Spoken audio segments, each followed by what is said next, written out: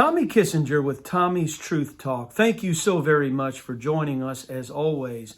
In this video, we're going to be reading once again from my daily devotional entitled, The Glory of God and the Honor of Kings, a daily devotional that proclaims the unlimited love and power of God.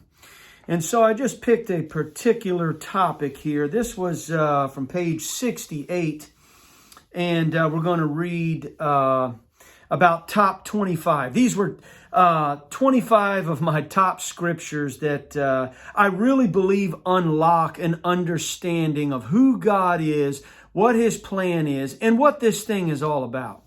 But before we get into that, if you wouldn't mind smashing that like button, that thumbs up button, thank you so very much. If you have not subscribed to the channel, please consider doing so.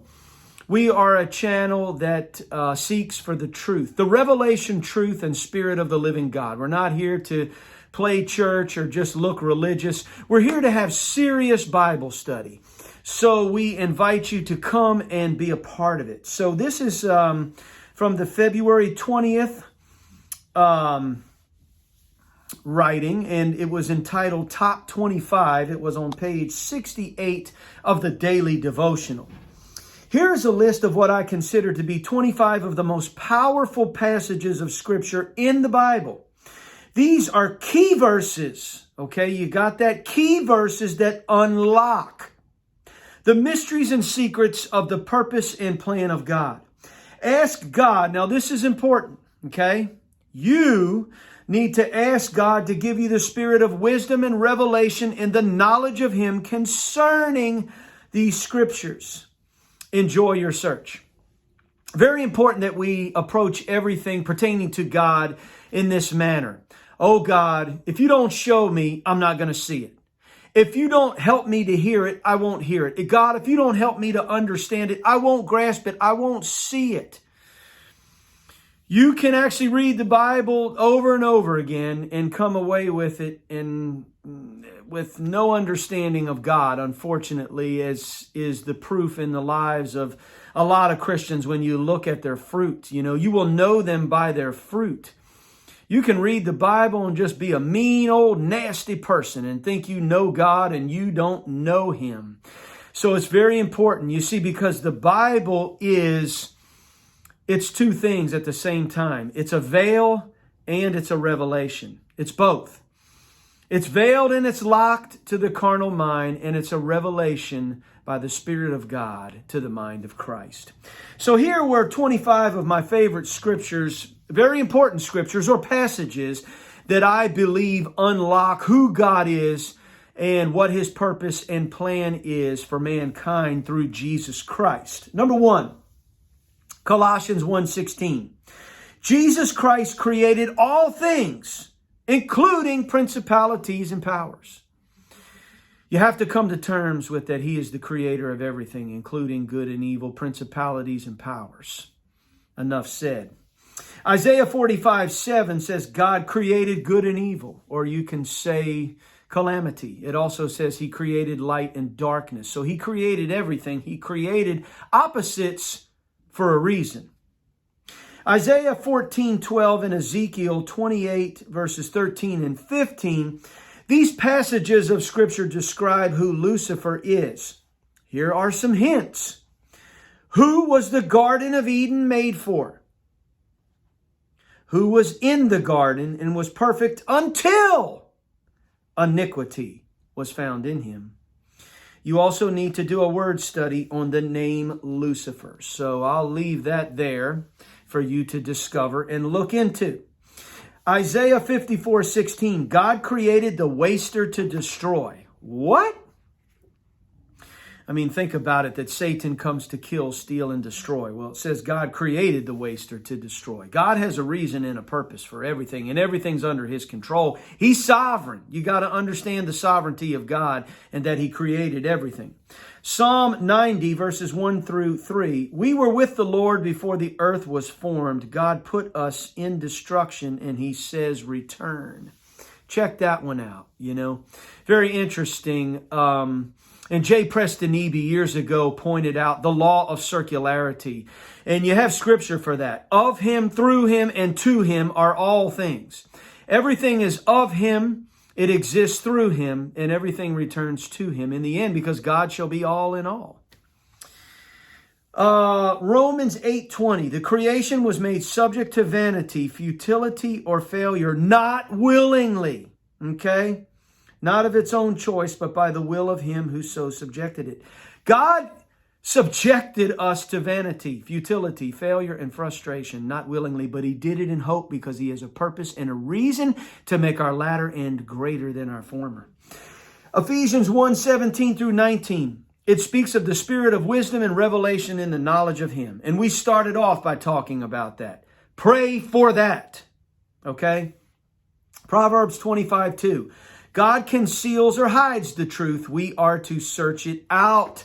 That's where I got the title for this daily devotional, The Glory of God and the Honor of Kings. It is the glory of God to conceal a thing, but the honor of kings to search out the matter.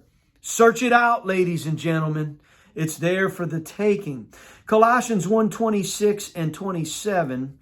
Chapter 1, verses 26 and 27. God is a mystery that has been hidden for ages. It is now made manifest. It is Christ in you and Christ in me, the hope of glory. God does a good job keeping a secret. He hid it for ages.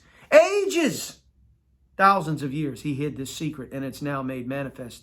Christ is in us, the hope of glory.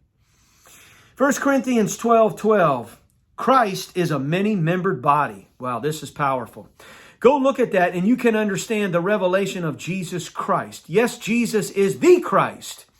But Christ in its full understanding is Jesus and his body. He's the head and we are the body. Look at that. 1 Corinthians 12:12. Luke 17 verses 20 and 21. The kingdom of God is within you. What? Stop looking up somewhere over there or up there or over yonder or waiting for, some magical moment to come. The kingdom of God is inside of you right now. Now, we do not have it in its fullness right now, but we do have the operation of the kingdom of God inside of us right now. Righteousness, peace, and joy in the Holy Ghost. Hebrews 1 verse 2. God made the ages. Go back and look up that word. It says God made the worlds, but really it's a mistranslation. It comes from that Greek word aion. God made the ages. Wow. So God made time. He made the ages to bring about his plan. Very interesting. Genesis 12:3. All the families of the earth shall be blessed. How many? What? All. All the families of the earth shall be blessed. And God's going to bring that to pass through Jesus Christ. Psalm 22:27. All the ends of the world shall remember and turn unto the Lord. What? All the ends of the world they're going to remember? How are you going to remember something if you didn't know it to begin with? They're going to remember where they came from and they're going to turn to the Lord. All the ends of the world. Psalm 65:2. All flesh will come to God. Yep. All flesh is coming to God. God's more powerful. His will is more powerful than their will. Psalm 72:11. All kings and nations shall serve him. What a promise. Every king, every nation is going to serve Jesus Christ. Acts 3:21. It speaks of the restitution or the restoration of all things. The Greek word is apokatastasis. There's going to be an ultimate restoration of all things. 1 Corinthians chapter 15, verses 22 through 28. This is probably one of the most powerful portions of Scripture in the entire Bible. It outlines the entire purpose of God. It starts with Adam and ends with God being all in all.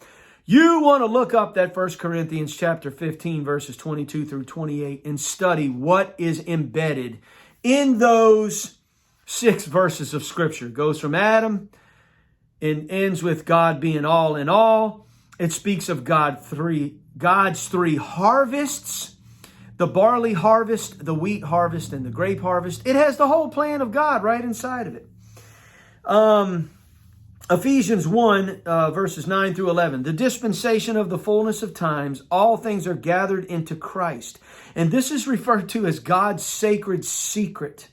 The dispensation of the fullness of times, all things are going to be gathered into Christ. Everything went into Adam, but everything's going to go into Christ. In Adam all die, even so in Christ shall all be made alive, each man in his own order. Colossians 1 verse 20, God will reconcile all things to himself. You go back to the Colossians 1:16, Jesus Christ created all things, and through Jesus Christ in Colossians 1:20, God's going to reconcile those all things back to himself. Philippians 2 verses 10 through 11, the famous scripture that most people don't understand. Every knee shall bow, and this refers to a worshipful bow. Every tongue confess Jesus Christ is Lord. And you put with that Romans 10 verses 9 and 10 and 1 Corinthians 12:3. And you realize you can't even say that Jesus Christ is Lord but by the Holy Spirit. So every knee is going to bow to Jesus. Every tongue is going to confess him in the end. Everyone is going to come to that Passover experience in the fullness of time because of the precious blood of the cross of Jesus Christ. Philippians 3:21, God will subdue all things to himself. What? All things. Yep. 1 Timothy 2, verses 4 through 6. God will have all men to be saved. He's a ransom for all, testified in due time. Just wait. In due time, he's a ransom for all. God died for all. And God's going to get what he wants and what he has purposed to go after. 1 Timothy 4:10, God is the Savior of all men. Now, it goes on to say, especially those that believe, but that just means it's special for the believers now. But ultimately, God is the Savior of all men. Romans 11:36, we spoke of this law of circularity. Of him, through him, and to him are all things. Wow. You can't outrun Romans 11:36. Of him, through him, and to him are all things. Now that's a great God. This is just a drop in the bucket of key verses in the Bible that unlock his purpose and plan for the entire creation. For over 600 key verses, read and search God's Plan by Dr. Harold Lovelace. Enjoy your search. I knew the late, great Dr. Harold Lovelace before he passed, and he was a great man of God that spent many years speaking of the restoration of all things, and he had that written work, Read and Search God's Plan. So just wanted to whet your appetite to look into the greatness of our God, the mysteries of God, the plan of God, the ultimate restoration of all things, the reconciliation of all things through the precious blood of the Lord Jesus Christ.